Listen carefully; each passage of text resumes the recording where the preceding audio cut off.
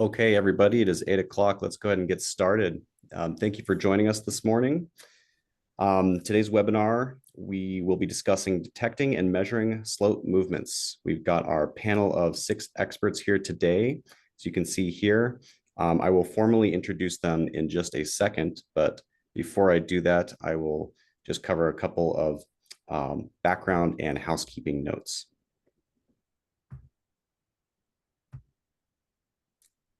So today's webinar is brought to you by the Geotechnical Center of Excellence. We're at the University of Arizona. We're part of the School of Mining and Mineral Resources.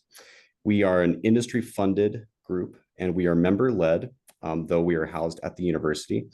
And because we're at the university, we are an interdisciplinary center. We collaborate with a lot of different departments, companies, other stakeholders, and we really pride ourselves on collaborative geotechnical research, as well as professional development education, like this webinar that you are tuned in today, which is also based on our slope performance monitoring course, which I'll describe briefly in a second as well. Because we are housed at the university and we collaborate with industry, we pride ourselves on bridging gaps between and within academia, industry, and other fields of study. As I mentioned, we are member funded and led. So here's a snapshot of our excellent member companies. And without them, none of this would be possible. So I just want to give a huge shout out to our member companies. So as I mentioned, this webinar is based on our slope performance monitoring course, which is going on right now. This is online, it's on demand. The content for this course is presented by industry experts, which include our panelists that are joining us today. Topics include those that are listed below here. And this course is based on the LOP Large Open Pit Project Guidelines book, which shares the same name, Slope Performance Monitoring. And the LOP also underwrote the development of the course. So we really thank them for their support. If you'd like to learn more or register for the course, you can follow the QR code. And I believe my colleague Allison will be providing links in the chat as well to make that easier. This is one of 4 courses that we offer as well. So I think she'll be providing more information on the other courses if you are interested. So let's get started with some quick introductions. This is the GCE webinar team. I will be your moderator. My name is James McNabb. I'm a senior research and development engineer with the GCE. I'm joined with my co-hosts, Julia Potter. She's the director of the GCE. Thank you for joining, Julia. Thank you, James, and thanks to everybody for being here today. Look forward to a great discussion. And my other colleague, Allison Brucey. She is our program coordinator. Thank you for joining this morning, Allison. Thank you, James. Thank you, everybody, for being here. Okay, now we're going to introduce our expert panel that's joining us this morning. Their bios are very long, and it would take me forever to list all of their accolades, so I'll just give some brief introductions. First, we have Mary Darling. She is the CEO of Darling Geomatics. She is an FAA licensed drone pilot and an expert in drone technologies for mining applications in both underground and open pit, including the use of hyperspectral, thermal, LiDAR, photogrammetry, and more. So thank you for joining us, Mary.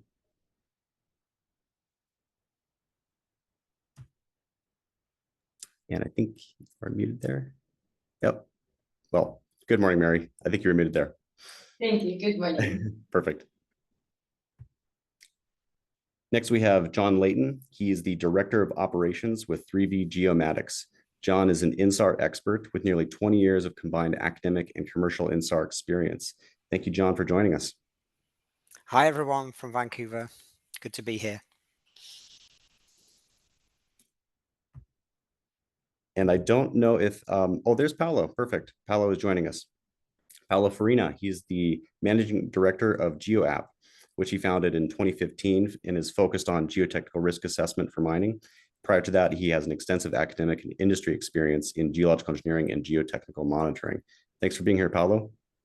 Hi, everyone. Thanks for the opportunity to be here. Greetings from Turkey. Turkey, great. Next, we have Pierre Choquet. He's the technical advisor with Terra Insights. He's also the VP of Market Development with RST Instruments. Oh gosh, I got some notes on you. You have a long career, but to summarize, he's been in the field of geotechnical instrumentation and monitoring for most of his extensive career, which spans many decades in both academia and industry. Thank you, Pierre, for joining us. Good morning, everyone. Very glad to be here.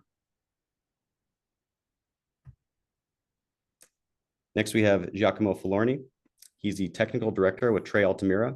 He has an academic and industry background in geological sciences and engineering geology. He's been working with INSAR data for 20 years in a wide variety of industries, including mining. Thank you for joining, Giacomo. Good morning. Good morning, everyone. Happy to be here and looking forward to the discussion. Thank you. And last but not least, we have Mike Conley. He is a senior geological engineer and project manager with Colin Nicholas. He has over 12 years of geotechnical consulting experience on projects worldwide. He specializes in rock mass characterization, slope stability, ground displacement monitoring, ground support, and failure remediation. Thanks for joining, Mike. Yeah. Hi, everybody. Glad to be here. Okay, just a couple of housekeeping notes. If you're joining us this morning, you are muted and your video is off, so you don't have to worry about any of that. If you'd like to ask any questions to our panel live, go ahead and use the Q&A function at the bottom of your Zoom control panel. You'll see that there's a chat and a Q&A. We encourage you to use both. Chat you can use for saying hi and other general comments, but if you have a specific question, please use that Q&A function. And if you are directing it towards a specific panelist, please include their names to help us direct the questions. You can also vote for any questions that you see in the Q&A with a thumbs up, and that helps us kind of high grade some of them. And this is also a recorded webinar, so we will be posting this to the slope performance monitoring course site if you are in the course, and as well as our YouTube. So with that, I am going to start a quick poll, and we're going to ask basically, what is your experience with slope displacement data?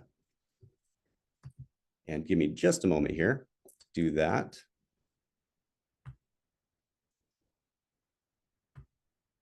Bring this up here, launch.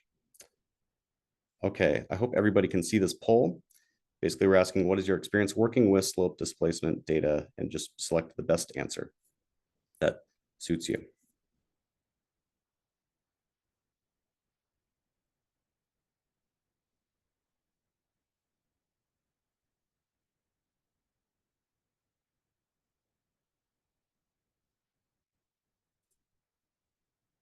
This is just going to kind of help us gauge everybody's experience.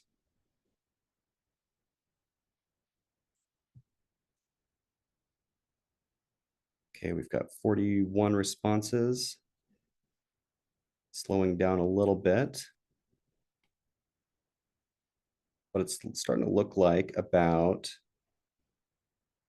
okay, so about 2/3 work directly or have worked directly with slope displacement data.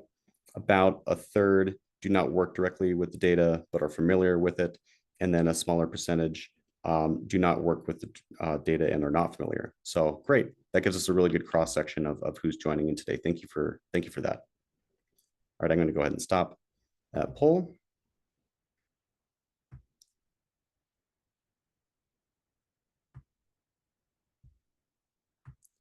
Okay.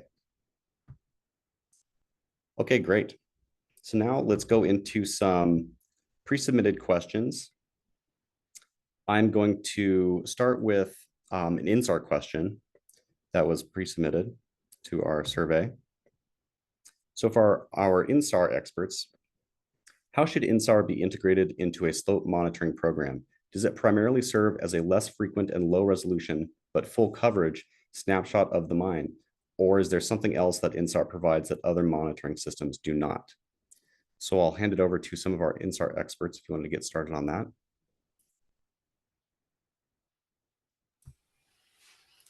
And I would say that's a reasonable summary. It is less frequent than a lot of other technologies. The resolution varies a reasonable amount.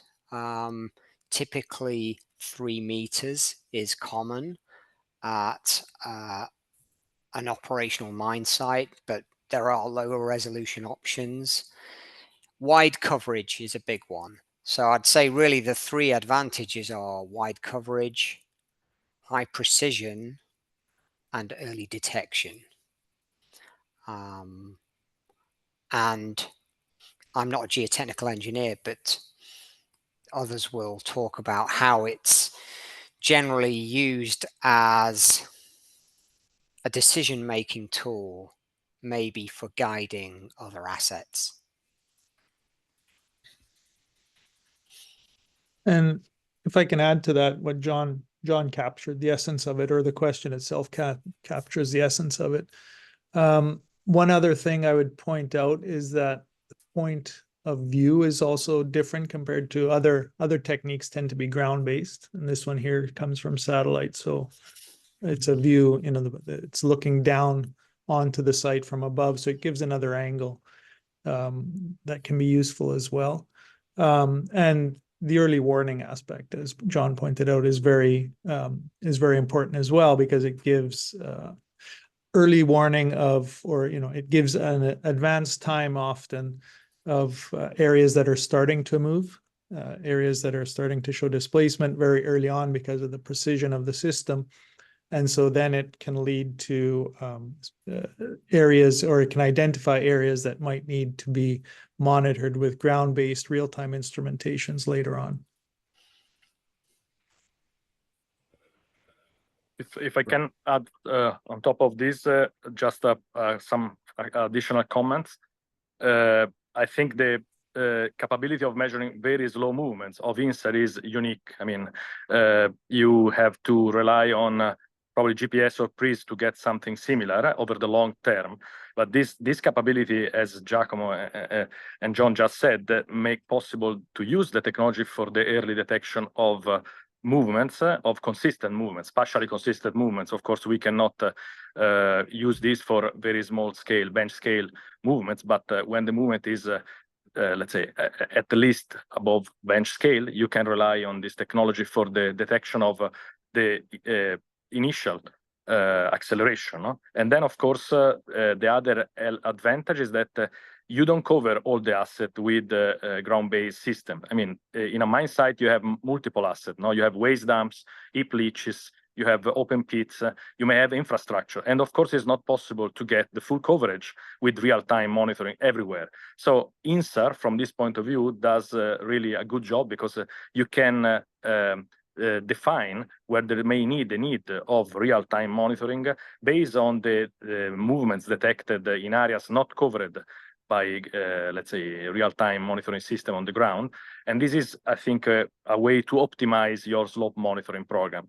It's important that we know that we remember that INSAR has some limitation, of course, no? Like if you have horizontal movement in north-south direction, it's unlikely that you can get them. So some asset could not be properly covered only using INSAR.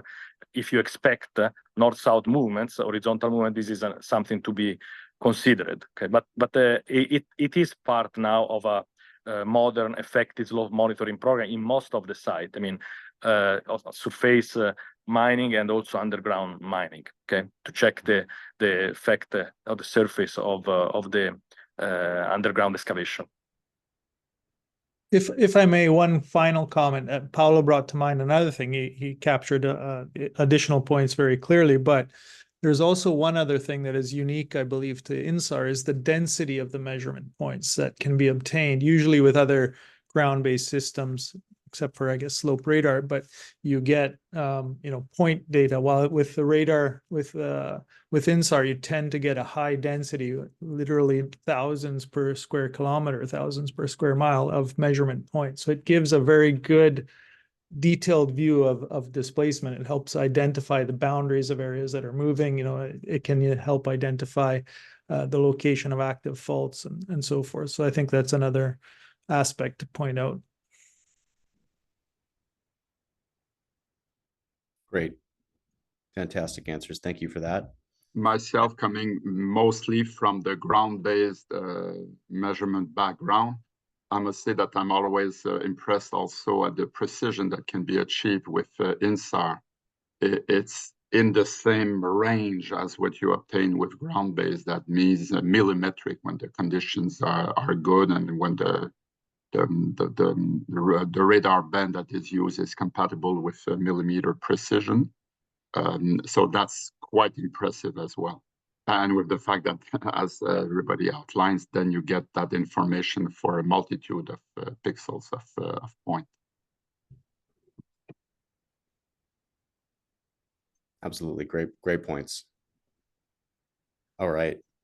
Thank you for that. And thank you for the question.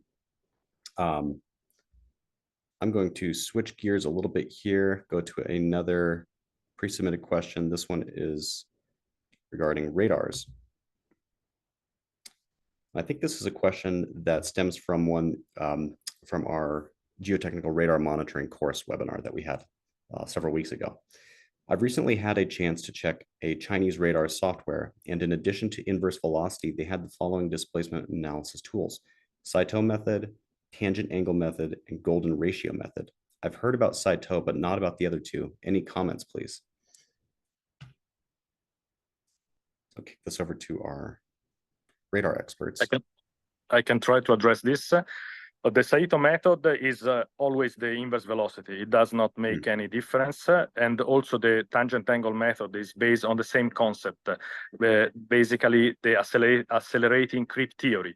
The only difference is the way they try to estimate the time of failure. But we are based, all these two methods are based on the concept that when before a failure, the slope enter into tertiary creep, which is the final phase when movement start to accelerate. So velocity increase progressively up to the time of failure.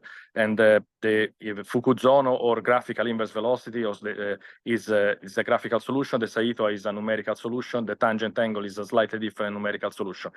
I'm personally not aware of the golden ratio method, so I have to admit that I'm ignorant. I don't know this. I don't know if anybody else has experience on this.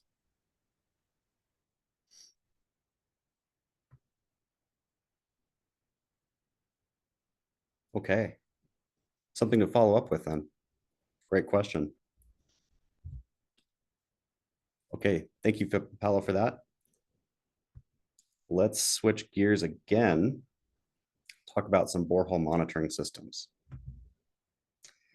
What are some low-hanging fruit in terms of borehole monitoring systems? I'm planning a drilling campaign and would like to make the most of it by installing as much monitoring equipment as our limited budget and time constraints allow.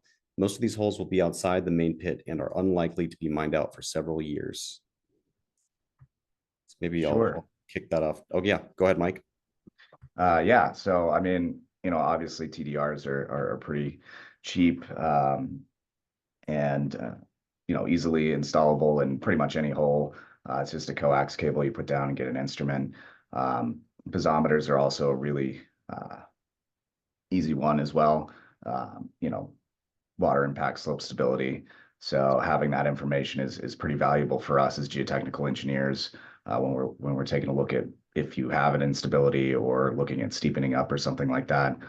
So those two are pretty standard to put down holes just right out of the gate. And you can always move on to something a little more complicated like inclinometers or shape arrays, things like that, that'll give you a little bit more information than the TDRs, which the TDRs only give you basically where you have a plane of shear. But after that, they don't give you much more information, but inclinometer can give you kind of rates and all that. So yeah, that kind of would sum up what I would recommend doing. Great, thank you, Mike. One thing I might like to add is, of course, we don't have all the details of what is the geometry of the pit, the geological context, the stratigraphy, and then all the other details that will allow you to plan your drilling program better.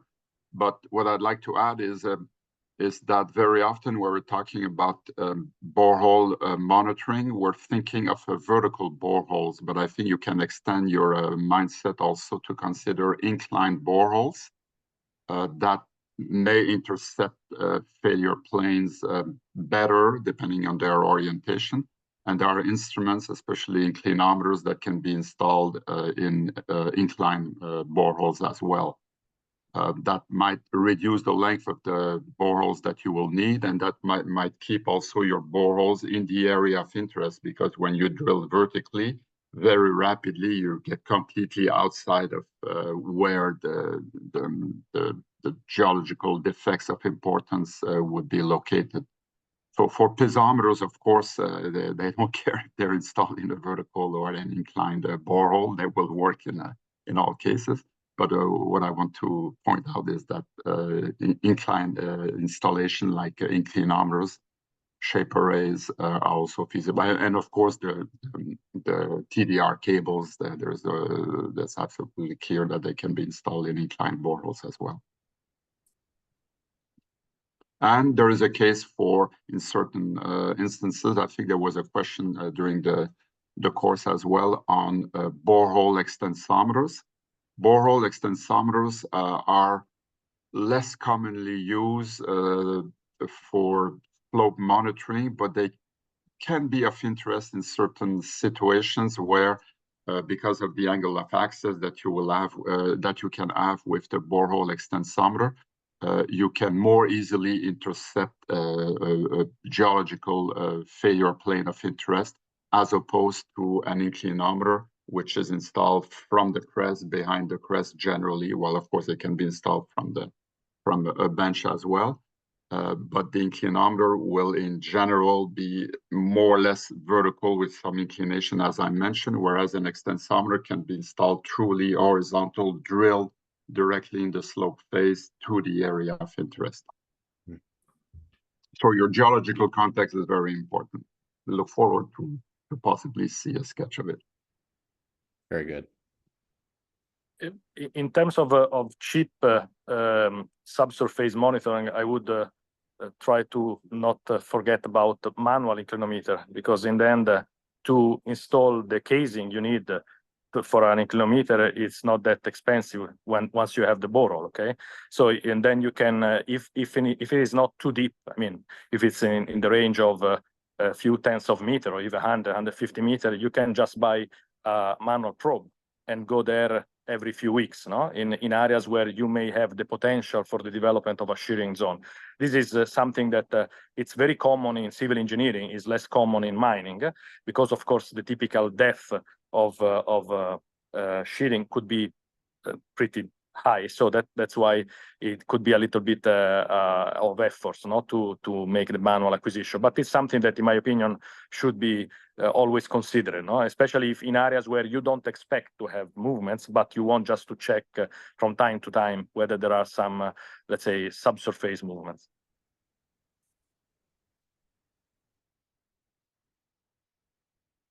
All right. To comment along those lines, I think we still sell inclinometer systems. Recently, I saw one in our order book with a 400-meter long inclinometer cable. So I wouldn't want to be the poor guy doing 800 measurements, 400 in the A+ direction and 400 in the A- direction. But this being said, might just be expensive to hire somebody to do that. Yeah. All right. Very good. Thank you all for that. Okay, we've got two questions that are very similar. One is a pre-submitted and one is a live. So I'm going to read them both prior to kicking it off to you all. I'll start with the pre-submitted.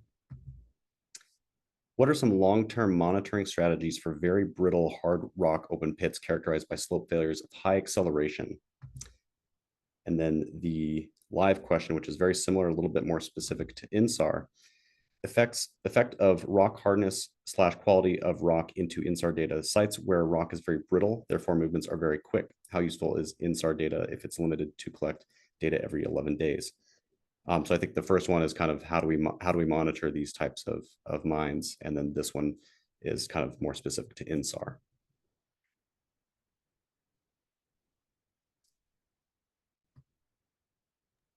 Sure, I'll go ahead and try to tackle that, at least get a start on it.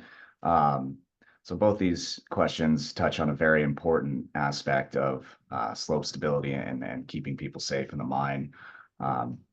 You know, you see some mines out there that are open pits that have softer rocks or things like that are very ductile, and a slope can move 1 meter, 2 meters, 3 meters very slowly over a long period of time and never really collapse, right? And reach that critical point.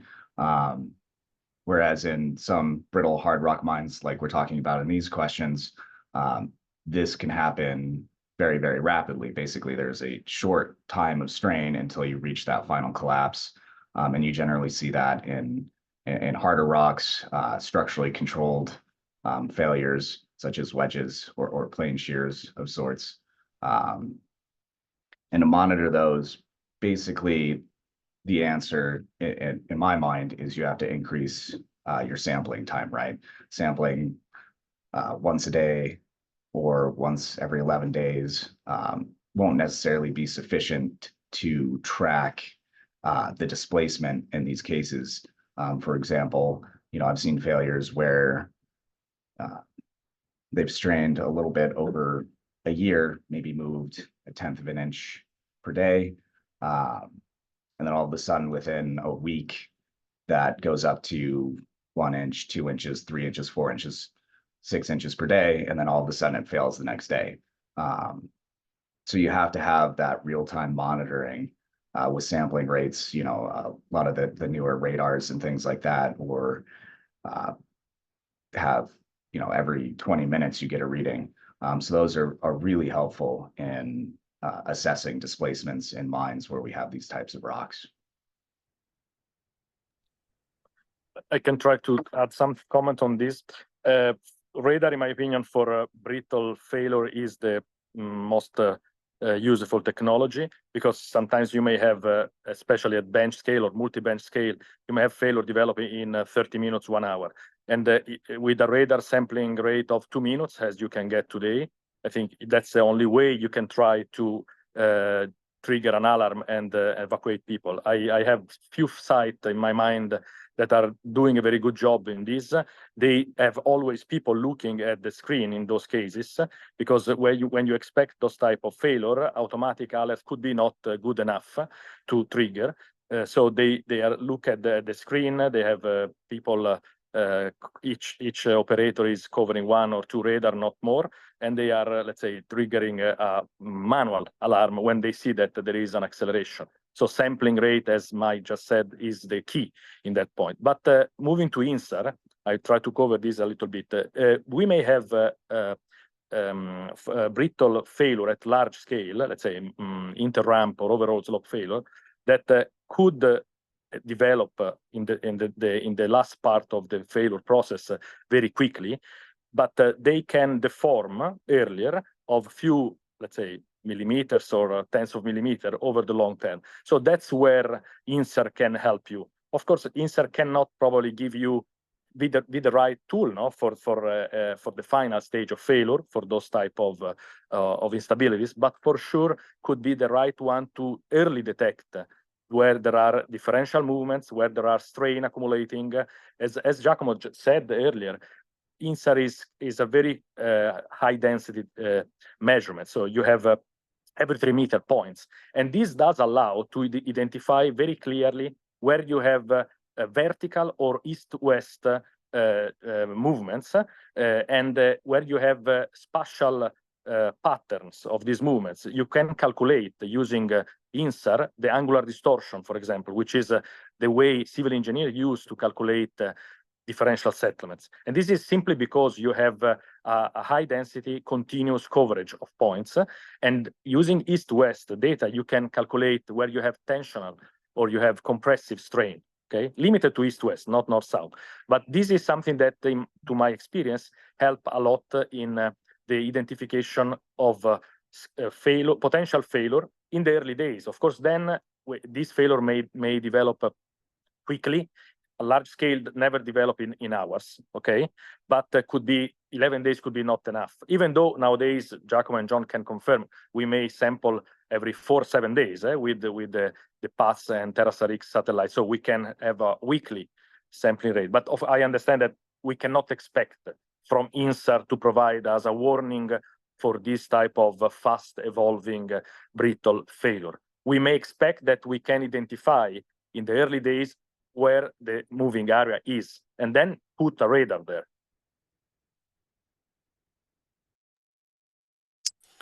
Yeah, go ahead. No, go ahead, John. Yeah, just to reiterate that satellite INSAR does have a kind of speed limit to it, where you run into displacement that is not sampled well enough to be characterized. And if people have talked about increasing the sampling rate, and that there are options for that with Terrace RX that Paolo mentioned. You can acquire 2 images per 11 days instead of 1. So that will help. Another option, if displacement is continually fast over a period, then with the same data, you can use something called offset tracking or speckle tracking, which isn't INSAR. We are now tracking amplitude pixels moving around in the same way that you might track motion in subsequent photographs. So it's a completely different form of measurement. It's a coarser measurement, but it can measure much higher magnitude. So, for instance, block caving type operations might cause 50 meters a year of displacement. Speckle tracking, or offset tracking as it might be called, is a technology that can use your SAR data to measure that kind of displacement. But I guess really we're talking about sudden failure here rather than those scenarios. And what I wanted to touch on was the part of this question here that mentions the quality of the rock or the hardness. I would say that INSAR in general, it's independent of the quality of the rock. The application of INSAR doesn't change, as what Mike and Paolo touched on, which is spot on, is that you can identify precursor motion. So it's very rare to have sudden failures that didn't have some sort of slow precursor motion in the weeks or months prior. And so that's where INSAR would come in handy, is to identify those areas that are moving, as Paolo said, even the limits of those areas that are moving, and also to but I guess it's not a real-time technology, that's for sure. The update is every 11 days or every 4 and 7 days, but not it certainly isn't a real-time technology. That should always be kept in mind.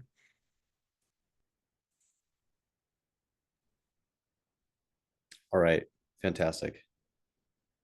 Really great answers, great questions. Curious if that was actually the same person. Very similar question. Okay, I'm going to jump to a question about drones. Using drones to detect and measure slope displacement is becoming more common, but it's far from real time, considering the time spent on photogrammetry processing and analysis. What are some of the benefits of using drones to assess displacements over traditional means? Do you see any pushes to speed up the process? For example, fully automated flights, processing, and analysis.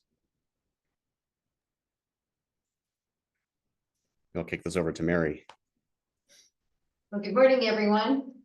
And to a point, this is correct that we are only one tool in a basket of tools, and we're not the best for certain aspects of slope monitoring displacement. Radar is better for the instantaneous readouts. But drone photography is at a new level with cameras that are extremely good at detecting different colors, plus multispectral and hyperspectral imagery. So it can be used for reading the geology. And then when it comes to detecting movement, it's for the grosser movements. We're still talking a lot of times centimeters instead of the millimeter or sub-millimeter accuracy of some of the other methodologies. So it is one of the tools. It is improving incredibly. Any type of drone data collection, they now have algorithms. Instead of a flat plane for flying, they have vertical planes. So you can get closer to a slope and you can automate that flight pattern that is vertical. and go back time and again the same day or on additional days or weeks or months to monitor the exact same slopes. You can also have first-person view data. I put goggles on a lot of people so that they can see exactly what the drone sees. Because one of the challenges, of course, with these pits is you can't just walk out there and see what you want to see. So the drone gets that geologist or engineer right next to the slope, which is very valuable to see what's going on. And as far as first time or immediate data versus the post-processing, you do get a camera feedback or a readout from a lot of the newer sensors. So hyperspectral imagery, LiDAR, you can get a screen that shows what the drone is seeing at the time. And there are new types of mobile labs that have an interior where the sun is not blocking the screen, reflecting off of it. So you can see all your data being collected as it's being collected, which can help when you're looking for minor movements in a situation of slope failure. So we're getting better at that. The automated flights, of course, as mentioned, are now pretty standard. Post-processing gets quicker. We build our own computers and have new graphic cards that are at a whole new level for faster processing. And then the analysis with different algorithms. Several companies, I believe Colin Nichols is one, that has some of their own software for drone post-processing. It's all coming along, but it is only one tool in that basket. Yeah, and if I can add to what Mary said, that was all great information. But speaking to some of the benefits as a geotech of using the drones to assess displacements as opposed to some of the more traditional means, right? When you get these drone scans, you end up with a geotiff 3D point cloud, all of this kind of information that's, visually you can take cues off of, you can identify faults, you can identify different features of the failure mechanisms, things like that, and the direction of the failure, which is really important from a geotech standpoint. So that is really helpful because these drones are also collecting that information as well as they're flying around the pit. And as far as pushes to speed up the process, right, lots of drone companies now are coming out with these drone docks, built to be completely automated. You load up a flight, you put this dock out in the field, it's weather resistant, all that kind of stuff. I personally haven't ever used one, but companies are making a push to make flying and inspections more automated across the board in several different industries. And so we're seeing that come along. Maybe you could fly it in the morning, fly it in the afternoon, right? The drone just comes back, charges itself, and it's just a completely automated process. How the FAA feels about that, I'm not exactly sure. There's probably going to be some rules and things that come up and some policies, but the industry is making an effort to get these flights more often and make it easier for us as drone pilots to, collect the information. And as far as processing and analysis go, there's a lot of sites, right? Basically, you upload all of your flight data. Maybe they have Pix4D or their own software that crunches, the photos, doing the whole photogrammetry thing, and then they'll usually get you back a process service with, all your ground control points, or if you do your RTK or PPK processing post kinematic processing, will give you, a georeference surface, point cloud, topo, all that kind of stuff, maybe a day later or something like that. So there are a lot of efforts to speed that up to, before it might have taken you a week to get this stuff back into the office, get the software done. But companies are striving to make that a lot faster.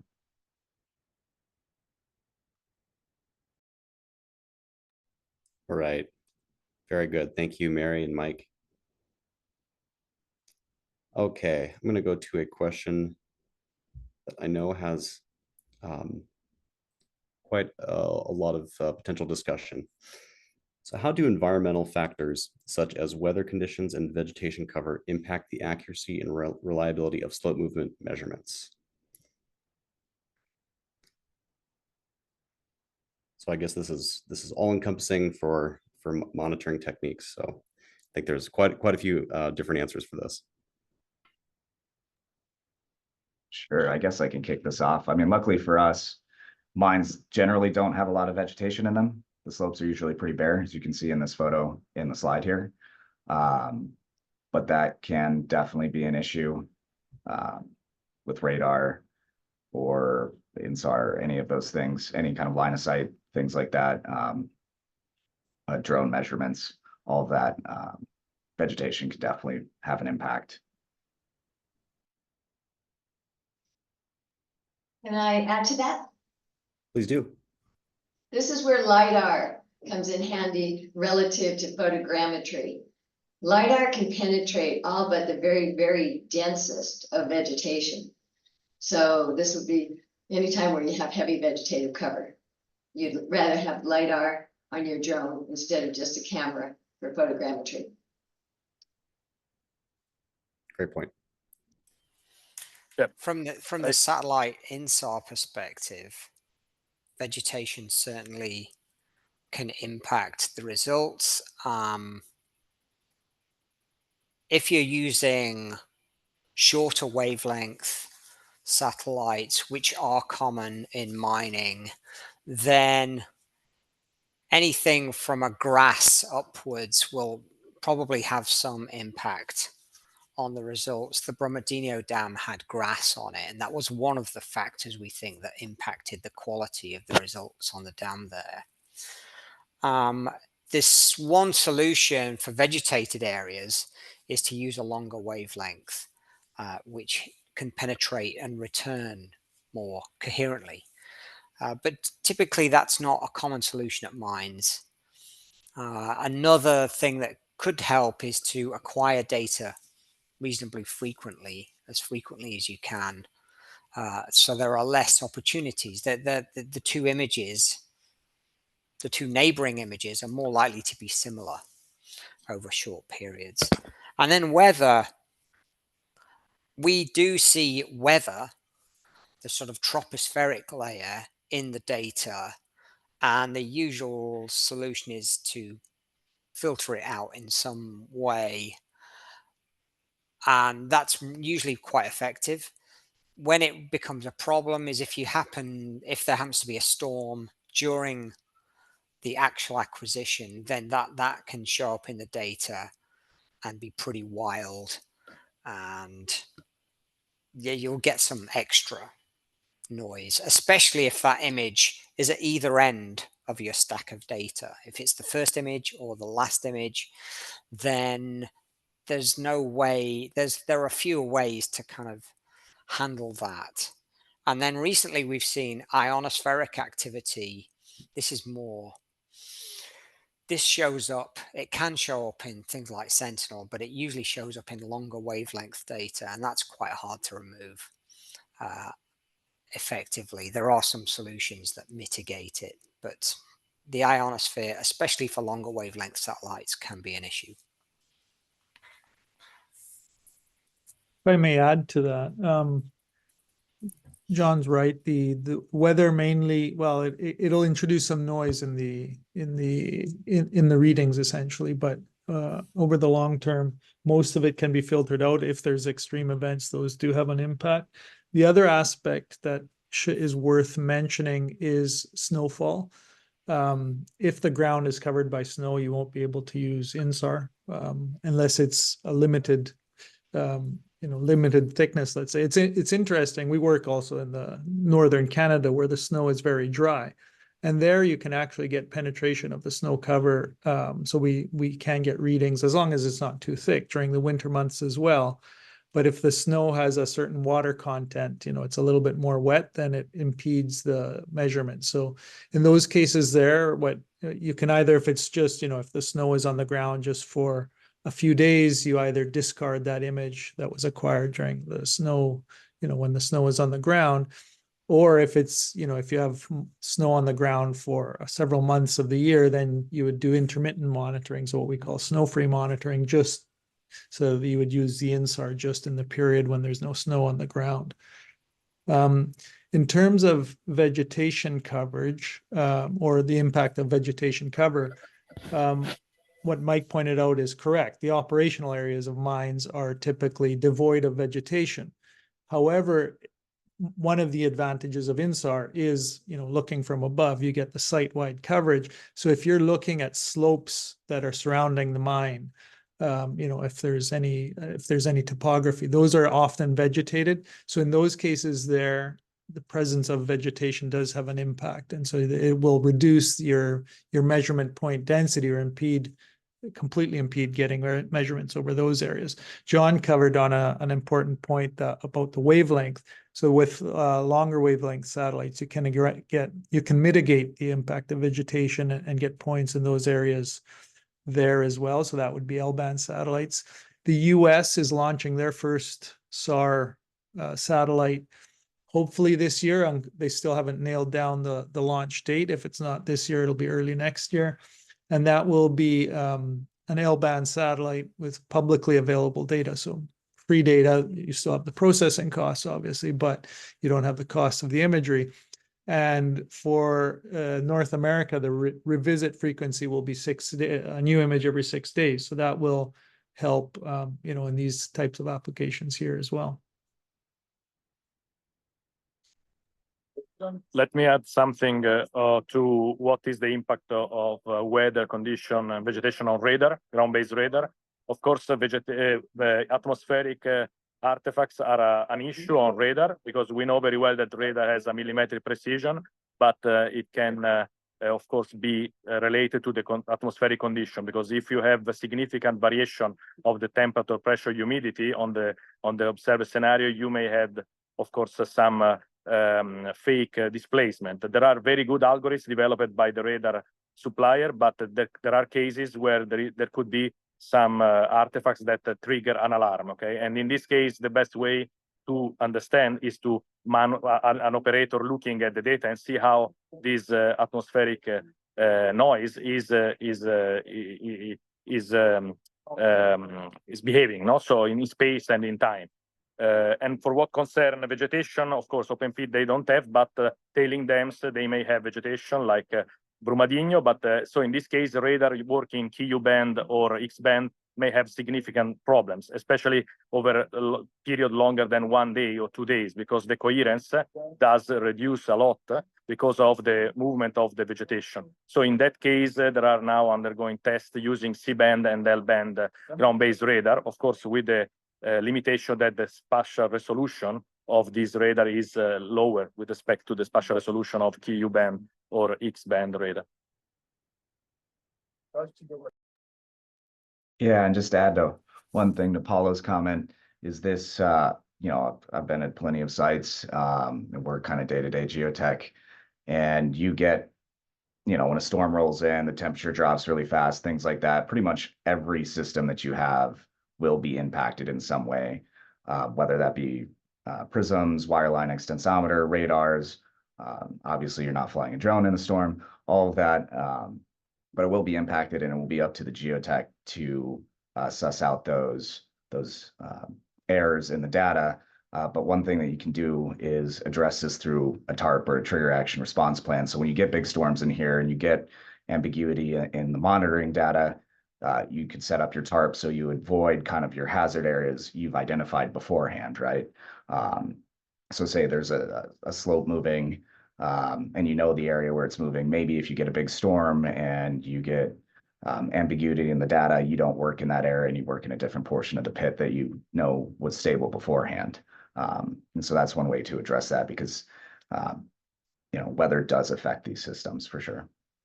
Even with all the great algorithms and everything that they put into them, it definitely happens.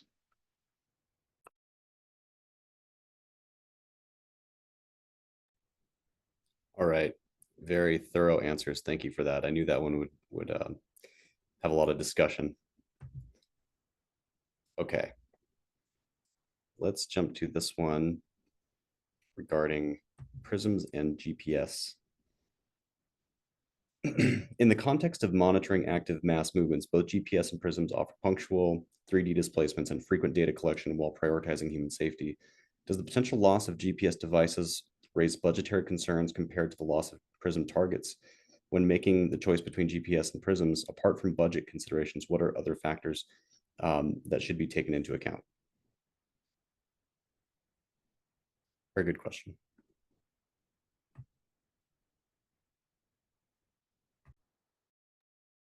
Yeah, I mean, I like both those systems. Like you said, they give you the 3D displacements. That's really valuable information as a geotech in characterizing the movement, right? Trying to figure out what mechanisms are causing the movement and how you can remediate that displacement. As far as GPS versus prisms goes, I'm not sure what the price on GPS is now, those devices. I believe it's come down. But I'm sure they're probably still more expensive than the prism targets. You know, I guess it would probably be up to the mine to decide which one would be better. Obviously, both are affected again by weather, right? The deal with prism targets is you're always going to need a line of sight to the total station. So that can be an issue in areas where you can't necessarily get line of sight, or you can't put your total station where you'd like it to be, your robotic total station, and maybe you use GPS in those areas. And then vice versa, you know, GPS wouldn't work very well if it's right up next to the high wall, right? It needs a good view of the sky, constant satellites and all that. So really, I guess it's in the, you would probably make your decision depending on the condition of the area in the pit where you would decide to place these. To add a little bit more to that, so in terms of the budgetary concerns, of course, a GPS station is more expensive than a prism. So if you lose a GPS, it's more money, that's for sure. This being said, I think that the two methods can be considered as complementary to each other. In general, you'll have way more prisms deployed around the pit than the GPS units. So but it's useful to have a couple of the stations which are combined GPS and prisms, so that one verifies the other. And one of the main differences between the two, apart from cost considerations, is the fact that GPS are, in a sense, you can consider them as standalone units in the sense that you can deploy them. Even in some cases, some GPS can be deployed by drone on waste piles or other areas that are difficult to access. And they communicate by radio to a base station. So you don't have the concern of line of sight that you have with prisms and the total station to measure the prisms.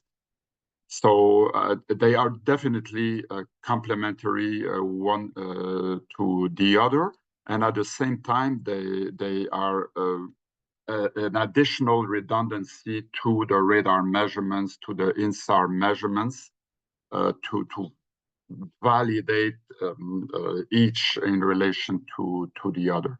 The GPS will have a precision that will be, in general, less good than the INSAR, for example, if the INSAR precision is millimetric. So when we use the word precision, we mean repeatability. I think it's important to be understood like that, not accuracy, but repeatability. So repeatability of the measurement to within 1 or 2 millimeter in the case of INSAR in the best conditions. Similarly, the GPS, when corrections are made, either RTK or by post-processing, the repeatability with 24-hour averaging. So in general, GPS is interpreted with averaging of a certain number of measurements, because each measurement will have way less repeatability than when it's averaged over a longer time. And then the repeatability will be more in the range of 3-5 millimeter, a little bit different between horizontal and vertical. As for prisms, repeatability, it will depend really on the length of on the equipment itself and the line of sight as well. The longer the shot, the line of sight, and the lower the precision, of course.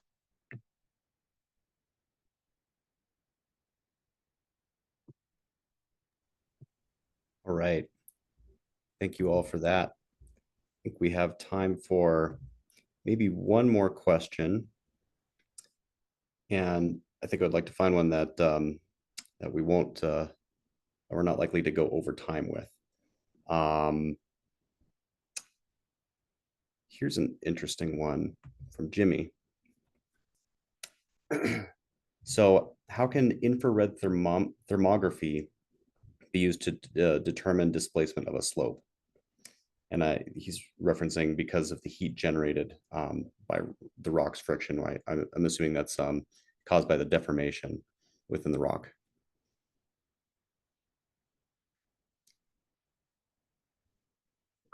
I think this is a kind of a budding field right now. So I don't know if we have much information specifically on that. I see Mary, you unmuted. Do you have any comments on that? Well, we do have FLIR cameras that can get down to 1/10 of a degree Fahrenheit. And so there's extreme accuracy on these really expensive FLIR cameras that are put on drones right now. But I'm not an expert on the amount of heat that would determine whether or not there's excess friction that would trigger any slope movement.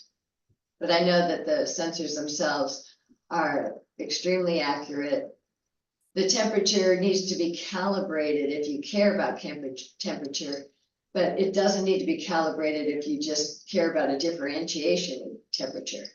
So there are thermographers. We have one thermographer that's certified on board here, and they would go out and calibrate if necessary. But otherwise, anybody can put a sensor with FLIR on a drone that's large enough and the right aperture to carry, or the right equipment to carry this type of sensor and get good readings, very, very accurate readings over time.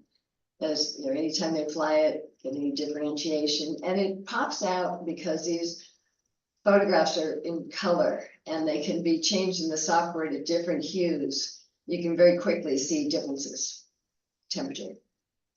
And so James, I think that was a great answer, Mary, but I also think, James, you might be the expert on this topic here. The GCE is researching the use of thermal cameras to detect rockfall, which is just rapid movement. I actually answered this question in the Q&A as well with a longer explanation, but as Mary said, with a scientific camera, you can see down to 1/10 of a degree Fahrenheit, but with security cameras, you can see temperature differentials, which show up when a rock displaces from the slope because that rock has been exposed to different environmental conditions as the rocks behind it. And so as it travels down the slope, you'll see where it impacts and craters, and it shows up as a temperature anomaly, basically. There's been some early work done by Kirk Schaefer with Rio Tinto showing that tallying rockfall frequency over time, cumulatively leading up to a major landslide, might help as a cross-validation tool in time to failure predictions. It lines up really well with radar data, but that works really preliminary. We just published a paper on that, we just submitted a draft on that. So hopefully will be published soon. And that'll be up on the GCE website. Once it is, there's also papers in the 2023 Slope Stability and Mining Symposium documenting that as well. And just to add to that, I mean, it's kind of analogous to you know, being out on the bench. A lot of, you know, old drillers and things like that, is the rock will be talking to you, right? You'll start to hear a lot of chattering, a lot of rockfall, things like that in the previous hours or days before a failure actually happens. And I think that's kind of what, you know, the infrared stuff may be leading up to in a more quantitative way than the qualitative way that, you know, people just being out on site and hearing stuff coming down. Yeah. Does. Yep. Very good point and perfect timing. With that, we will conclude this. I just want to give one more plug for the slope performance monitoring course, which this webinar is based on. And I believe that Allison shared some links in the chat, so you can find that as well as any of our other courses. And with that, I want to give another thanks to our panels and our participants today. Just a great discussion. Really thank you for your questions, and thank you all for your time. Really appreciate it.